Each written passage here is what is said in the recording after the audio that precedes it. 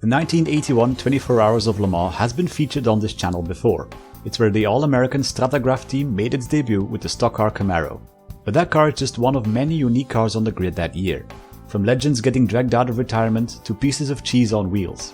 It's in my opinion the most diverse grid ever. Pretty much every single car deserves a video of its own. But since that would result in over 50 separate videos, I'm gonna keep things a bit more organized.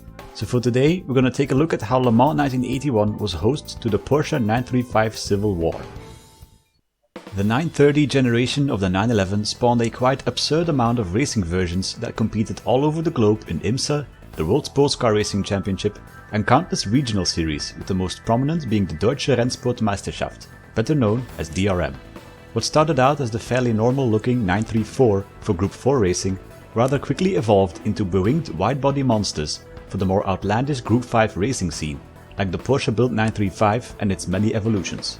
But while Porsche was making sure customers could buy and race a base-spec 935, which many ended up modifying anyway, thus boosting its popularity and Porsche's racing success, they probably didn't expect to be beaten at their own game with their own car.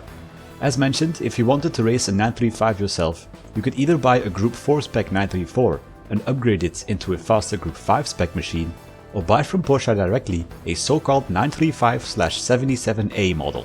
A very successful car in its own, but often forgotten and bullied away by factory-raced 935/77s or other toys Porsche didn't want to share, like the 935/78 Moby Dick. A car so different and faster compared to the customer versions that it almost threatened to win the 1978 24 Hours of Le Mans overall. Annoyed by Porsche's unwillingness to share, the brothers Manfred and Erwin Kremer decided to take matters into their own hands. They take a normal 935 and try to make it better in every single way. And unlike Porsche, they built several identical versions of it for customers. After experimenting with the K1, upgrading it into the K2, and applying everything they learned into the K3, the Kremer brothers had improved on something that was already almost perfect to begin with, and 935 K3s quickly started to beat normal 935s in several series. Porsche themselves had no problem with this. They just kept on supplying Kremer and others with enough spare parts to keep racing long after Porsche themselves stopped racing the car. This undoubtedly further opened Porsche's eyes to the potentials of customer racing. What really boosted the car's popularity was the 1979 Le Mans 24 Hours, where it managed to win the race overall, something Porsche had tried and failed at themselves. 20 customer versions in total would be built and raced all around the world, including the main topic of this video, the 1981 24 Hours of Le Mans. 6 different 935 K3s were entered in the race, divided equally into the Group 5 and IMSA GTX category. IMSA cars like the T-Bird Swap Shop K3, Bob Akin Motor Racing K3, and Bob Gerritsen K3 with female ace Annie-Charlotte Verney behind the wheel would duke it out against the likes of the European Group 5 cars of Belgian Charles Yvet Engineering, French Weralit Racing Team, and the German Kremer Factory Squad, who relied once again on the driving skills of the Whittington brothers.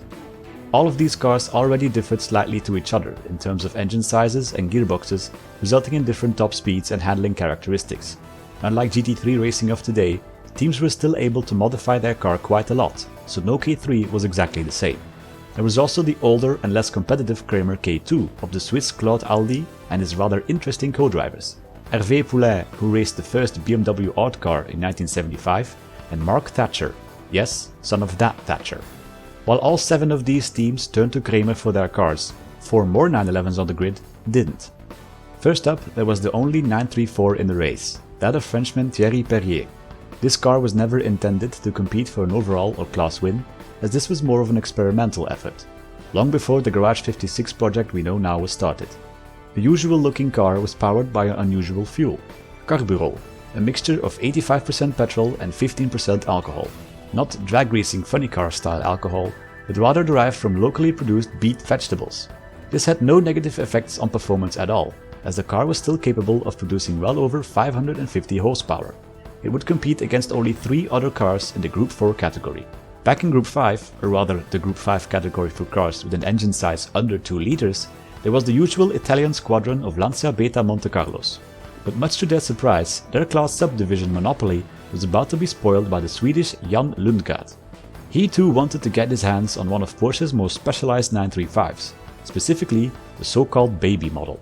Back in 1977, Porsche made a one-off special to compete in the DRM's sub-2 liter class as a warning shot to any and all who doubted them. The 935 may have been winning everything in the top class, they had nothing that represented them in the lower class, usually filled with Zakspeed Escorts and BMW 320s. So in just 4 months they created the so-called Baby 935. It received that name because, due to class limitations, it was powered by a 370 horsepower 1.4 liter turbo flat 6, pretty much half the size of a regular 935 engine. That was far from the only modification the car received, as it featured completely different fiberglass bodywork and a weight-saving program so efficient they had to put weight back in order to get back up to the minimum required 730 kilograms. The first race with it at the Norrisring was disappointing, as it retired due to overheating. But that race was more of a glorified test session anyway. After working out the flaws, it was entered again for the Hockenheim race, where Jackie X went on to put it on pole, set the fastest lap in the race, and win the race in class with a 50-second lead over the second place car, and beating many of the bigger Division 2 935s in the process. Porsche, after proving their point that they could win pretty much everything if they wanted to, then retired the car and never raced it again. This is where Jan Lundgaard comes in. It had been years since the baby model had shown its seal clubbing potential, and he wanted to buy the car from Porsche and race it at Le Mans. They obviously said no, so Lundgaard did what the Kramer brothers had done before him, just build one himself. While the real Porsche Baby 935 was a pseudo tube frame special that still retained the standard road car center monocoque, Lundgaard's Baby 935 was a full tube frame car. Only a factory roof and windshield was tacked on in order to comply with the Group 5 rules.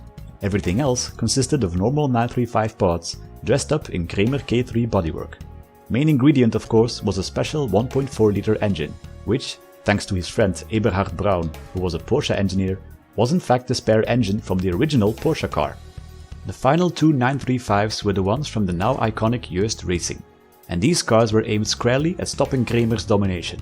Just like them, Joest wanted to make better versions of the 935 and sell them to customers, but unlike Kramer, Joest managed to get a deal with Porsche that saw them receive the same kind of bodywork Porsche used on the baby model. Despite being overshadowed by the many Kramer-built 935s, Joest too had built an excellent racing car that went on to win all around the world. The only place it didn't win at yet was Le Mans, so this was their chance to go head to head with their racing and business rivals. The factory Joest Racing Team car was entered in IMSA GTX class, while the only customer so-called 935J was entered in Group 5. So, 11 different 911s lined up at the start, but only 4 would see the finish line. Just like in 1979, the Whittington brothers in the Kramer 935 managed to lead the race for a couple of laps in the early stages, but engine issues made it retire after just 57 laps. At least they did better than the improvised Baby 935 and Weralit and Swapshop cars, who all retired before them. The race would be a mechanically infuriating one for many teams, as problems left, right and center made for an absurd amount of lead changes. In the end, the best 935 would once again end up being a Kramer car, that of the Charles Ivet Racing Team. They just missed out on an overall podium, finishing just 5 laps down of the third placed Rondeau prototype. Second best 935 would be that of the Bob Garrettson team in 6th overall, followed by the only remaining Joest car of the Vegla team in 10th place. In 17th place and winner of the Group 4 class was the unusual Carbarol powered car. It was the only Group 4 car to actually make it to the line. Porsche 935s would shine once more at Le Mans in 1982, with the 4th place overall finish yet again. Only this time the honors went to Joest as their Moby Dick inspired 935 beat the 5th place Kramer by 3 laps. By the end of 1982, Group 5 racing was phased out, in favor of Group B, so 935s stopped racing at Le Mans, which wasn't a problem for Porsche at all. They may have been reluctant to sell their best 935 versions to customers, but with the Group C 956, they finally decided to share a bit more with those who wanted to race one too. As a result, 9 of the top 10 finishers in the 1983 Le Mans 24-hour race were all Porsche 956s. A new customer racing era had truly begun. If you enjoyed this video, make sure to like it and subscribe if you don't want to miss out on the next one.